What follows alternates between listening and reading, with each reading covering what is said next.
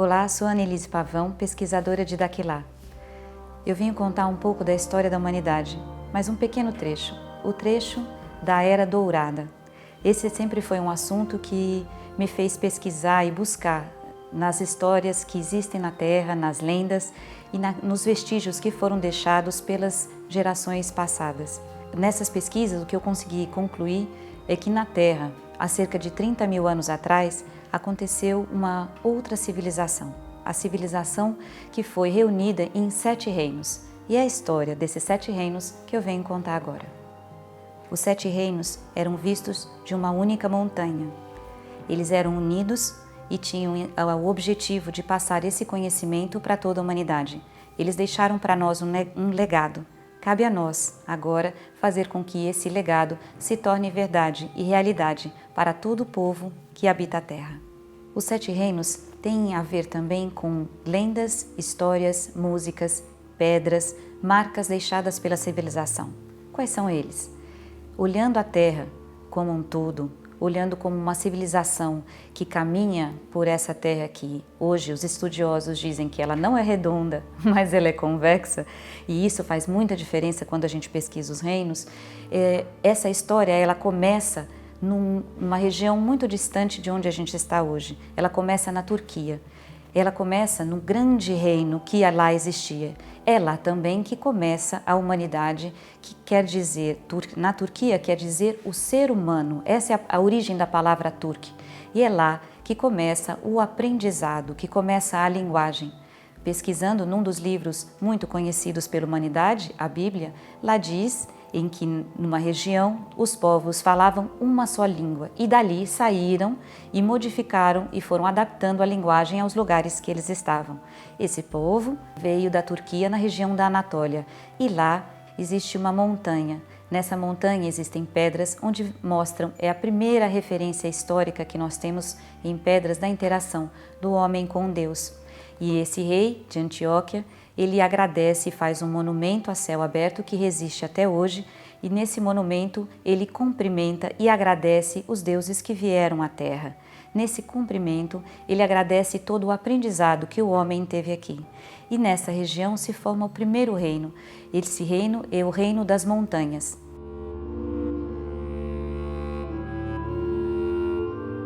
Esse reino era tão vasto, que ocupa quase todo o planeta. Ele vai da Turquia até onde a gente conhece, no delta do Amazonas. Ele era uma região onde antes não havia água. Nós estamos falando de um tempo antes do dilúvio e são os resquícios que ficaram hoje na Terra que a gente pode pesquisar. O dilúvio, esse grande dilúvio que a gente se refere, é em torno de 13.500 anos atrás. Esse dilúvio, por que ele aconteceu? O que a ciência consegue hoje compreender é que a nossa atmosfera antes, a hidrosfera, ela tinha um diâmetro em relação à Terra de 60 quilômetros. Isso é o que se estima.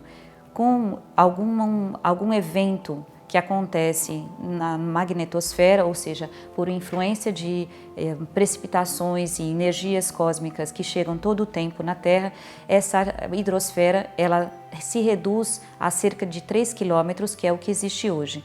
Então toda essa água vem para a Terra. O que hoje os pesquisadores também sabem é que a Terra não existia um movimento em que ela tinha separada e depois unida em diferentes formas. Não, a Terra é uma só.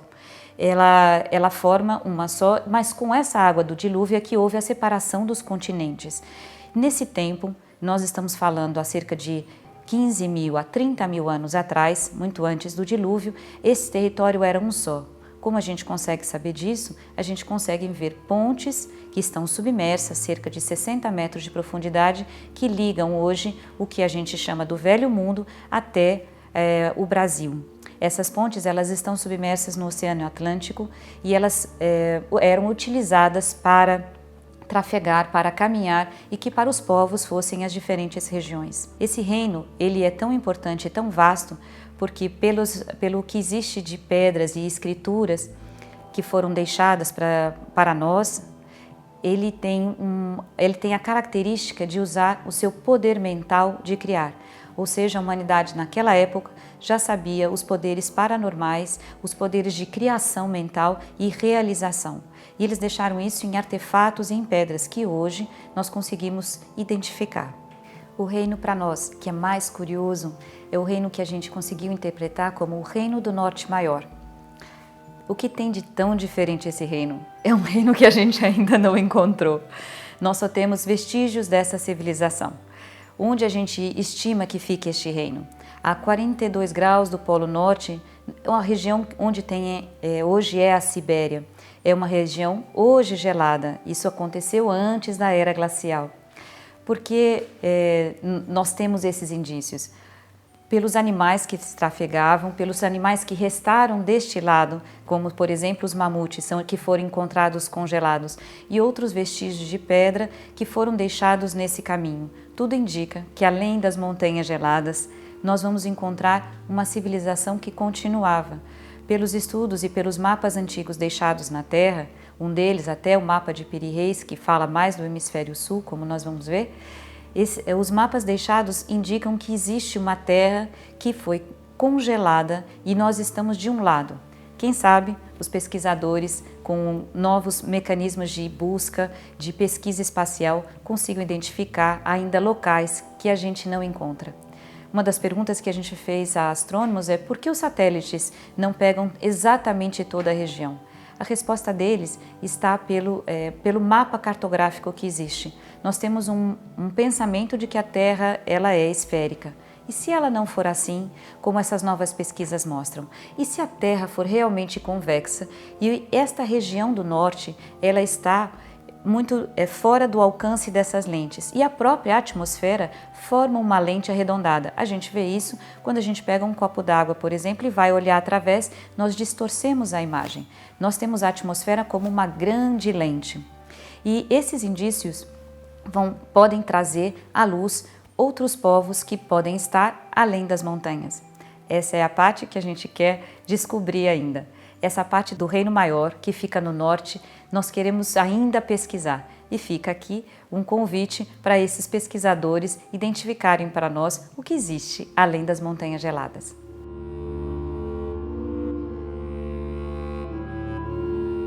Caminhando pela Terra, nós podemos ir em direção ao que hoje conhecemos como o Oeste. Mas algumas identificações mostram esse lugar como o Reino das Terras do Leste. Ele fica hoje, olhando o mapa mundi, onde fica a Colômbia.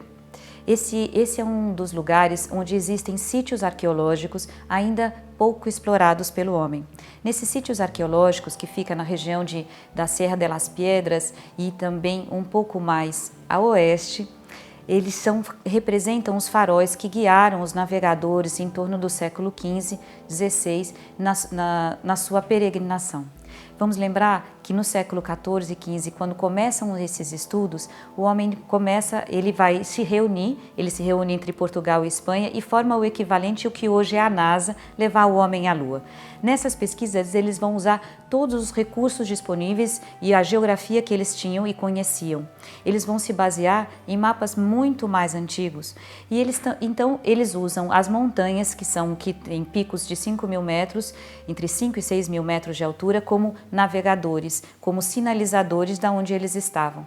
E nessa região é que são descobertos esses indícios. São monolitos, são pedras onde existem reinos, onde existem esses indícios e também os símbolos que são encontrados em todas as partes do mundo. São símbolos como se fossem uma espiral. Hoje nós conseguimos, através das pesquisas e livros de simbologia, que esses são símbolos relacionados a uma das civilizações que existiram na Terra, as civilizações das Amazonas.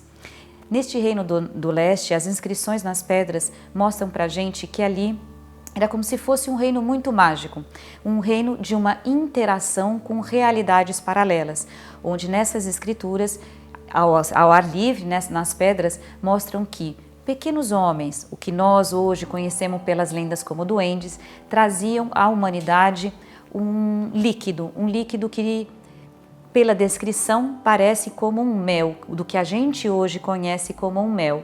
E esse mel ajudava as pessoas a viverem mais. a busca desse caminho, dessa era dourada, em todos os lugares da humanidade, sempre fala de deuses que ajudam o homem a prolongar o seu tempo de vida, a prolongar o tempo na Terra. E em todos eles é uma mensagem de qual o legado que eu deixo para a humanidade? Qual é esse aprendizado? Nós não conhecemos o que é esse mel, ou um mel mais líquido, ou um hidromel, mas só sabemos que ele prolongou a vida dos habitantes daquela região.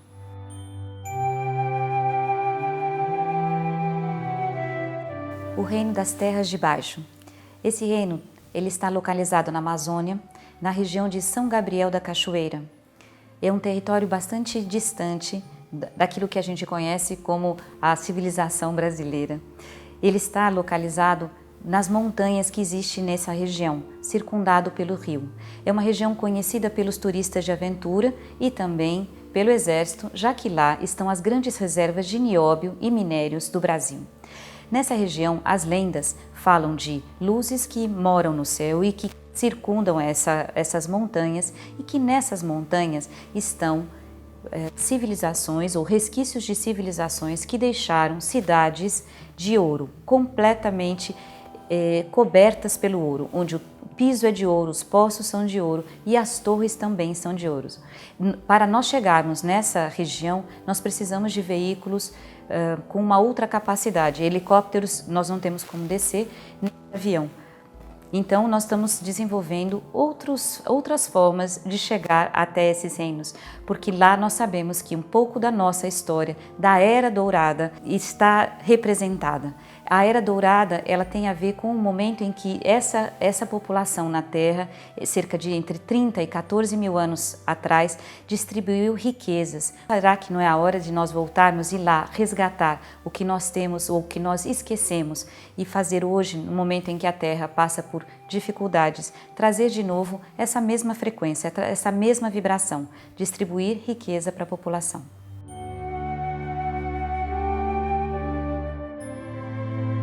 Hoje nós temos no Brasil uma região que ela é conhecida pelas pedras preciosas, Minas Gerais. Exatamente nessa região de Minas que nós encontramos indícios de uma civilização, de um reino que utilizava essas pedras mágicas. As indicações que tem deixadas em pedras mostram para nós que os reis dessa época ou aqueles que governavam davam aos habitantes da terra uma pedra que fazia voar.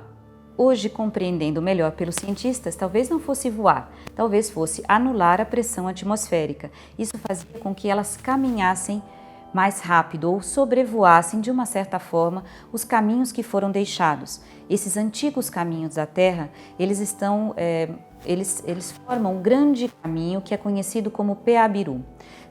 Peabiru, no Brasil, nós conhecemos como ele iniciando em Santa Catarina, cruzando o Brasil, indo até a Amazônia e depois ele vai circundar a Terra e também tem indícios desse mesmo caminho no velho continente, na Europa e também na África. O porquê foi feito esse caminho ou como ele foi feito, nós não sabemos. Sabemos que ele respeita a malha magnética. Se a gente pensar no que tem a Via Láctea e reproduzir ele na Terra, nós vamos perceber a mesmo caminho da Via Láctea na Terra, ele também vai percorrer e vai fazer também uma bifurcação ao lado do lago Titicaca. Esse reino das pedras mágicas, eles davam essas pedras ao que está escrito, às pessoas de bom coração. Deve ser porque dessas pedras devem dar poder a essas pessoas. Então, com bom coração, elas iriam fazer um bom uso disso que nós classificamos como um artefato. Quais são essas pedras? Nós não sabemos. Estamos fazendo testes porque, pelos indícios, pela história e pelas lendas, essas pedras eram colocadas dentro de um pote de bronze. Por que o bronze? Porque o bronze faz ressoar. Então, eles deixavam esses potes de bronze com estas pedras no Sol e na Lua, expostos ao Sol e à Lua, quando o Sol e a Lua ocupam o mesmo espaço no céu. Existem alguns dias no ano que você pode olhar o céu e pode olhar a Lua. Nesse momento é que existe na verdade, uma dupla radiação, a radiação do Sol e refletida pela Lua. Então isso dava uma certa energia a essas pedras que faziam brilhar, por isso que eles chamavam de pedras mágicas. Estamos procurando e fazendo todas as referências possíveis. Que pedras seriam essas? De diamantina? Será que são os diamantes? Será que são topázios? Será que são esmeraldas? Que pedras podem ser essas? Ou às vezes muito mais simples do que isso e fáceis de serem encontradas nessa região. Nós estamos procurando e fazendo esses testes, esperando o Sol e a Lua entrarem em sintonia para que a gente possa identificar quais seriam essas que brilham. As pedras mágicas também estão relacionadas a transformar o que eles chamavam de água pesada em uma água mais leve. Essa água pesada hoje nós conhecemos como a ação do deutério na água, o que causa o nosso envelhecimento. Regiões que têm muito deutério na água, ou seja, ela tem um neutro a mais, ela se torna mais pesada e isso faz com que o nosso organismo envelheça mais rápido. Então eles já tinham esse conhecimento e utilizavam essas pedras na água para que eles anulassem esse efeito.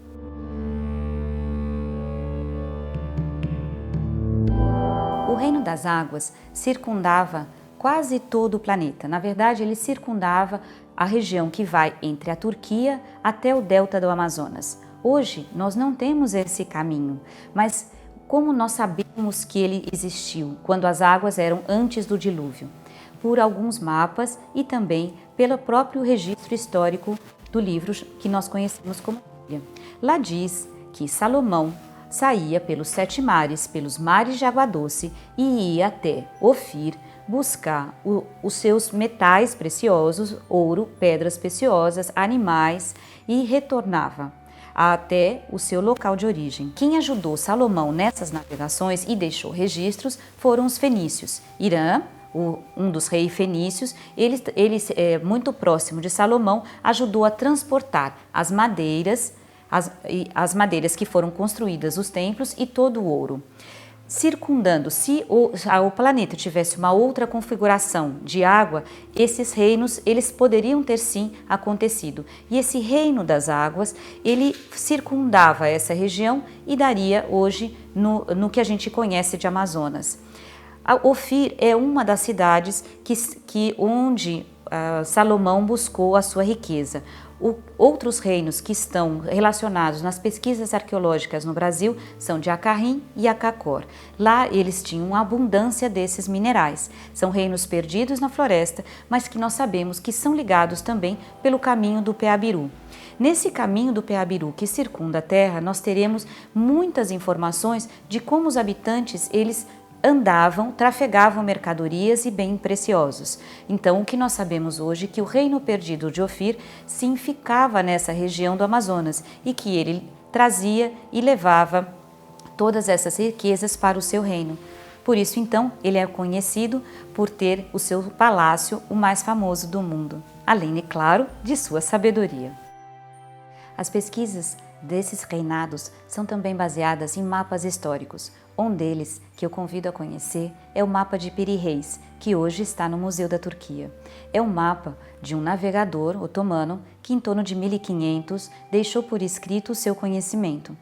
Ele, nessa época, disse: "Eu estou compilando as informações de manuscritos e de escritos em pedras, que datam de muito mais antigamente."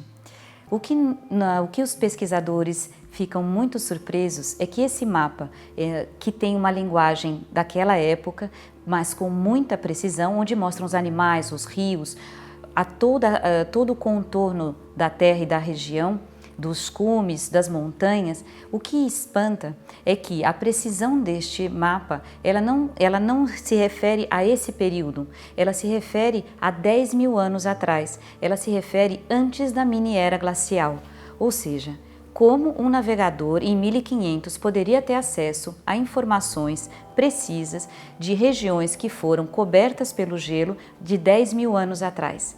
São a partir desses mapas que existem e resquícios que estão em toda a humanidade que nós fizemos essa pesquisa dos reinos. E aí também que dá para comprovar que a navegação pelo rio Amazonas era sim possível. Então, os reinos de Ofir, Acarrim e Acacor estão aí para serem descobertos.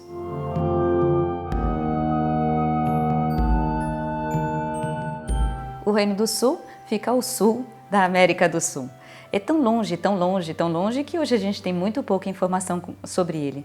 Mas o que nós já começamos a descobrir que existem pirâmides que estão na Antártida. Isso está na internet, isso existe em fotos de satélite. Essas pirâmides são resquícios de reinos que habitaram e de pessoas que habitaram toda essa região.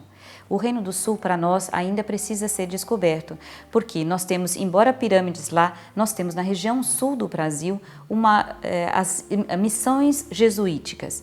O que nós sabemos é que essas missões existem referências em pedras que não podem ter sido construídas por índios, muito menos por jesuítas, que habitaram por pouco tempo aquela região. Olhando todo o mapa, que são 7 reinos ali, são 7 missões jesuíticas, nós percebemos construções e túneis que ligavam esta região, feitas com uma tecnologia e cortes em pedras que até hoje nós não temos à disposição da engenharia moderna para fazer com aquela precisão. As missões jesuíticas que existem no sul do Brasil, que pega o território também da Argentina, elas são para nós um imenso patrimônio histórico e arqueológico da nossa história. Lá nas pedras existem marcas e símbolos que são encontrados em regiões muito distantes no mundo. Uma delas, por exemplo, o símbolo dessas espirais, elas estão presentes também num lugar que fica a 5.000 quilômetros de distância, como por exemplo o Forte Príncipe da Beira em Rondônia, na região de Costa Marques. Os mesmos símbolos em pedras, em alturas, que hoje precisaria de uma grua para poder construir tudo isso, e com cortes e encaixes de pedras muito precisos, e com plantas semelhantes também, plantas arquitetônicas semelhantes. Mostra para nós que talvez a história não seja assim escrita desta forma, que é preciso pesquisar e comparar, é como se fosse uma arqueologia comparativa, identificar no que existe no mundo, esses fortes que são espalhados em várias regiões, o que eles têm em comum, como podem ter sido construídos por civilizações e momentos diferentes da história com com tanta semelhança. Então, para nós, essa região do sul do país, na região do Porto Alegre, perto do Paraguai, da Argentina, toda essa região mostra para nós um indício de uma civilização, uma união de reinos, de pessoas que também proporcionaram o bem para a humanidade. Existem símbolos nessas placas, nessas pedras, como se fossem placas, que mostram essa distribuição de riqueza, que mostram como esses reinos eram com muita fartura. E isso deve ter sido também distribuído para toda a população.